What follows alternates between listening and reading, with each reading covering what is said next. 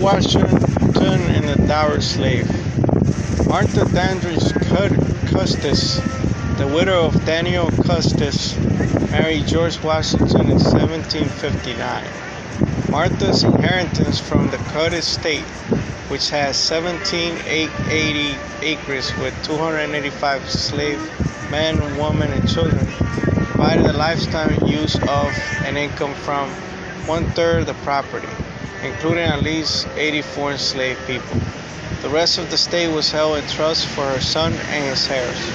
When they married, George Washington became the manager of Martha's enslaved people. However, he did not own them. In his will, George Washington directed that the 123 enslaved men, women, and children he personally owned be free upon his wife's death. Martha, in fact, freed them in 1801. Prior to her own death, Washington attempted to find a financially sound way to free his enslaved workers during his retirement year, but he had no success. He lamented that intermarriage had created families. By his will free some, while others will remain enslaved by Cutt estate. Martha Washington was not legally able to free the 153 people enslaved by Cutt estate, but evidence suggests that she accepted the institution of slavery. These dower slaves were transferred as property to her 4 grandchildren, breaking up families that now had both free and slave members. While some Americans chose to free their enslaved Africans during their own lifetime, others, like the Washingtons, decided the fate of the enslaved by the terms of their wills. Washington's deceit. Pennsylvania's Gradual Abolition Act 1780 granted freedom to any enslaved person brought into the ex-state and held there for at least 6 months. Non-resident slave owners needed only to send their slave out of state for a day to start the 6-month period again. President Washington, when reminded of the Abolition Act, chose to rotate some of his enslaved servants to Virginia to prevent them from claiming their freedom. His correspondence indicates that he wanted to do this in secret. Resisting escape. While residing there, Washington signed the Fugitive Slave Act in 1793, which required the return of escaped slaves who had crossed state lines and allowed slave catchers to operate freely in every U.S. state and territory. During Washington's presidency and retirement, 4 of the 9 slaves who spent in Philadelphia attempted to run to freedom, but only 2 succeeded: Hercules from Mount Vernon and Oni Judge from Philadelphia. Though they still legally consider a fugitive, Hercules, who had been owned directly by George Washington, was proudly emancipated after Washington's death.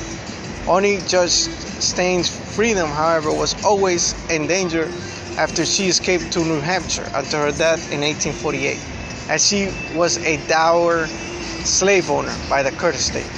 Be aware that here you are following in the footsteps of the enslaved as much as those as the founding fathers. President Adams. John and Abigail Adams never enslaved Africans, and both were strongly opposed to slavery. Though John Adams made no public move against slavery while president, he later wrote that during his presidency he had deferred decisions on slavery to Southern politicians because he feared a bloody slave rebellion like those reported in the West Indies. This is the house of the who work and live in the NFT.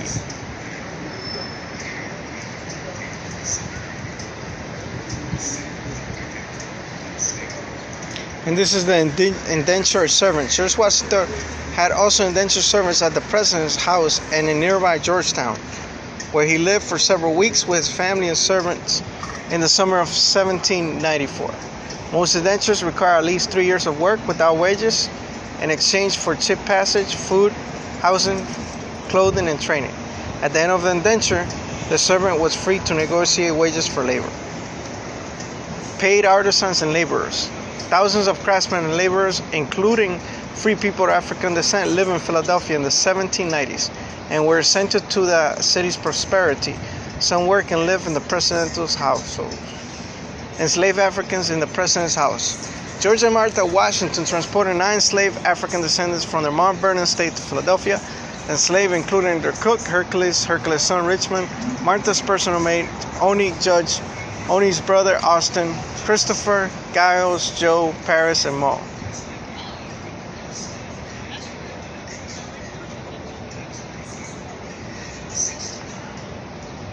Native American dignitaries. President Washington and Adams met with many delegations from indigenous nations.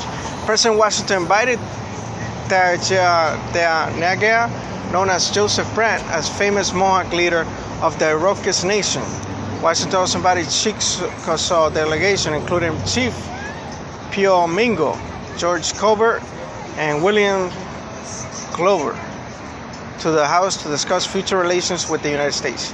Other Native American chiefs, including Seneca Chief Red Jacket, met with Washington in the state dining room. Efforts to befriend the native tribes and secure treaty of peace during the period fell over time.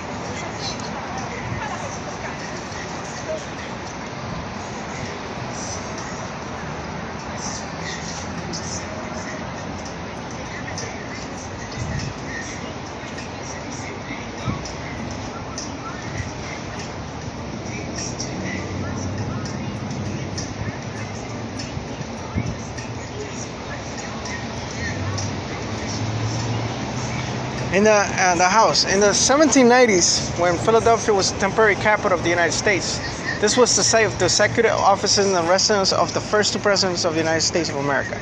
From 1790 to 1797, President George Washington, members of his extended family, his secretaries, enslaved, indentured, and free household servants lived here.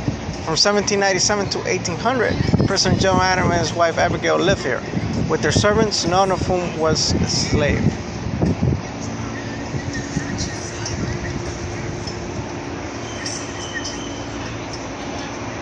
And this is the High Street.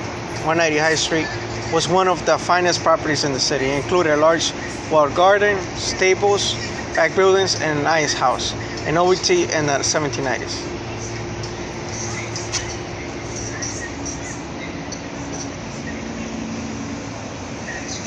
And this is a little bit about this timeline of slave. 1767, the house was built by Mary Lawrence Masters, a slaveholder and wealthy widow of the former major. 1772, Mary Masters presented the house to her daughter Polly upon her wedding to Lieutenant Governor Richard Penn. 1777, the house was headquarters of General Sir William Howe, a leader of British forces during the British occupation of Philadelphia. 1778, the house was headquarters of Major General Benedict Arnold, whose betrayal of the revolution began here.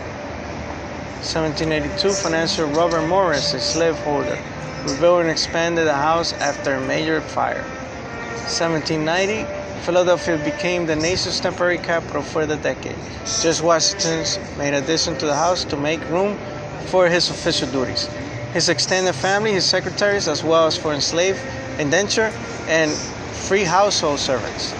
1797, newly elected President John Adams and his wife Abigail moved into the house.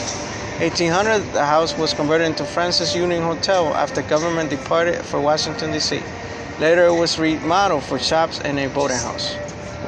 1882, the house was demolished except for the side walls and foundation, and 3 stores were built within the gutter space.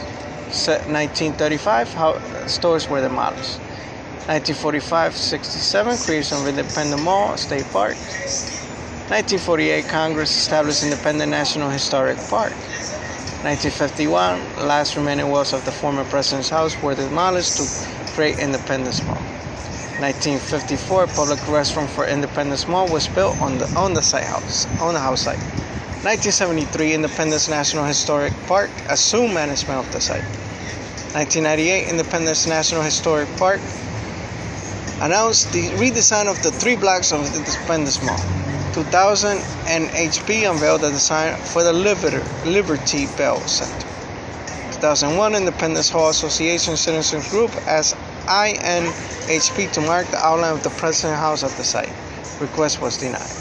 2002, the publication of an article in the Pennsylvania Magazine of History and Biography sparked public interest in the site and presence of slavery in President Washington's household.